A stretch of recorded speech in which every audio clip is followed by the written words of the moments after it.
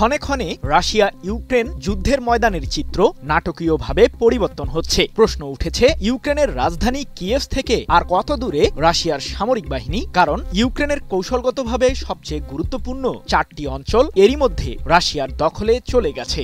আর president Vladimir পুতিনের সামরিক বাহিনীর মূল টার্গেট এই কৌশলগত অঞ্চলগুলো দখলে নেওয়া। যুদ্ধ এভাবেই চলতে থাকলে এর ভবিষ্যৎ আসলে কি? শেষ পর্যন্ত কিয়েভকে নিজের দখলে রাখতে পারবেন তো ইউক্রেনের প্রেসিডেন্ট ভলোদিমির জেলেনস্কি?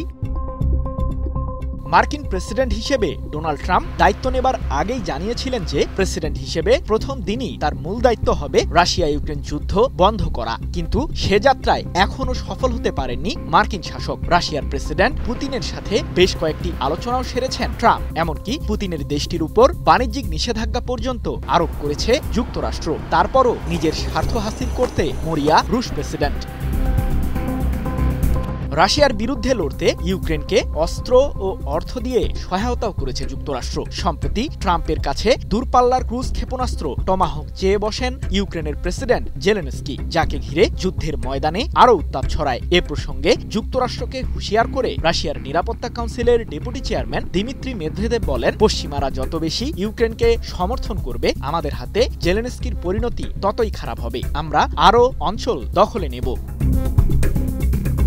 তবে প্রথমে অবশ্য ইউক্রেনকে সেই ক্ষেপণাস্ত্রটি দেওয়ার সিদ্ধান্ত নিয়েছিলেন ট্রাম্প, কিন্তু রাশিয়ার হুমকির মুখে সেই সিদ্ধান্ত থেকে পিছু হটেছেন তিনি। এ বিষয়ে ট্রাম্পের স্পষ্ট বার্তা, এই মুহূর্তে ইউক্রেনকে টমাহক ক্ষেপণাস্ত্র দেবে না যুক্তরাষ্ট্র, তবে এই সিদ্ধান্ত পরিবর্তন হতে পারে। ট্রাম্প আরও জানিয়েছেন, তিনি আর যুদ্ধ বাড়াতে চান না। বাছাই করা আলু আর স্পাইসি সিজনিং এ প্রাণ পোটাটা চিপস নাকি বিস্কিট খেয়ে বুঝে নাও। এদিকে ইউক্রেনের পূর্বাঞ্চলের সবচেয়ে গুরুত্বপূর্ণ কৌশলগত অঞ্চল লুহান্স, দোনেস্ক, ঝাপোরিঝিয়া ও খেরসন দখলে নিয়েছে রাশিয়া। এবার পুতিনের সামরিক বাহিনীর টার্গেট পোক্রোভস্কে দখলে নেওয়া। ইউক্রেনের কৌশলগত এই অঞ্চলটিতে রয়েছে জেলেনস্কি বাহিনীর সরবরাহ কেন্দ্র ও গুরুত্বপূর্ণ সামরিক সরঞ্জাম। প্রশ্ন হলো, পোক্রোভস্কে কেন গুরুত্বপূর্ণ মনে করছে রাশিয়া?